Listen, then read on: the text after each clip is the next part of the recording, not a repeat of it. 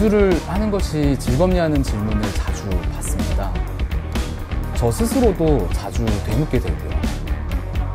작업을 한다는 것은 격렬하게 순환하는 네트워크에 어찌 보면 깊숙이 들어가는 것이라 아마 더욱 유효한 질문인 것 같아요. 한국의 조각은 아마추어의 자유분방함과 아카데미의 정직함이 동시에 공존합니다. 저 역시도 작업을 하다 보면 조형을 풀어내는 방식에 있어 이 두 가지가 마음속에서 늘 대립하고는 하죠. 재료를 깎고 붙이고 덜고 남기고 내버려 두거나 다듬는 선택의 순간들이 직관과 감각 사이에서 매 순간 고민됩니다. 저는 이 추동의 정체를 자유로운 형태를 추구하였던 한국의 재래조각과 완숙한 형태를 고민하였던 한국 근대조각에서 찾고 있습니다. 이 양가성을 역사적인 맥락에서 이해한다면 좀 더 선대 조각가들의 예술 세계에 다가갈 수 있을 것만 같습니다.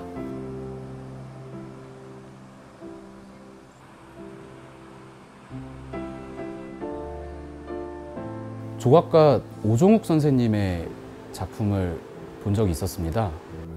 패배자라는 작은 작품이었는데 보는 순간 눈물이 울컥 나오더라고요. 저도 작품하는 입장에서 그렇게 다른 사람의 작품을 보고 눈물을 흘린 적이 없었는데 그 작품을 보는 순간 얼마나 힘들었을까, 얼마나 고통스러웠을까 하는 감정들이 밀려왔습니다. 작품이 시간과 공간을 넘어서 저에게 바짝 다가오는 느낌이었었어요. 학교 교과서에서 배웠던 숭고가 이런 느낌이 아닐까 하는 생각도 들었었고요.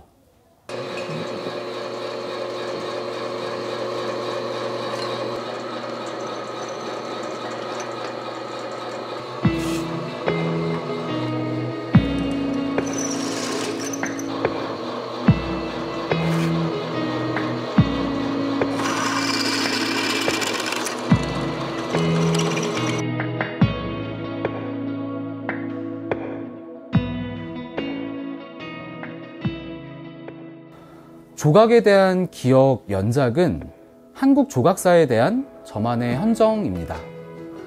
이 연작은 조각가 오상욱의 억압에 대한 기억을 형태적 토대로 오종욱, 최말린 작품에서 보이는 시대적 질감을 표현하고자 했습니다.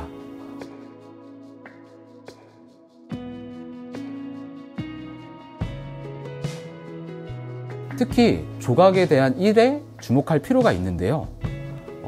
한국 최초의 근대식 조각가 김복진이 제작한 미륵 대불의 두 상을 3D로 복제하여 올려두었습니다.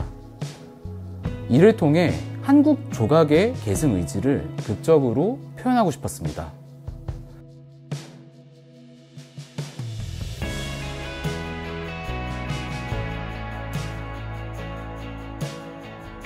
작품의 재료는 대조적으로 당시에는 없었던 현대 산업 재료를 사용하였는데요. 스티로폼, 발포우레탄, 실리콘, 스테인리스 스틸 등 당시에는 없었을 규격화되고 정량화된 재료를 사용하여 단순히 붙이거나 덜어내는 조각 방식에서 탈피하고자 하였습니다. 그리고 이 과정에서 저는 과거와 현재가 충돌하기보다 서로 공조하고 있다는 인상을 받았습니다.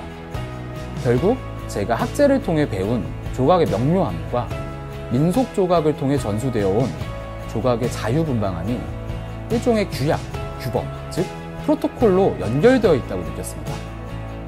과거와 현재가 작품을 매개로 네트워킹을 하는 것이죠.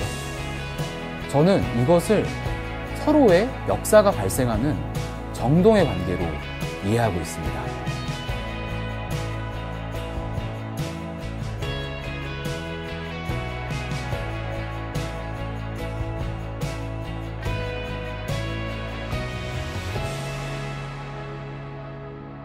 저는 예술을 하는 것이 즐겁습니다.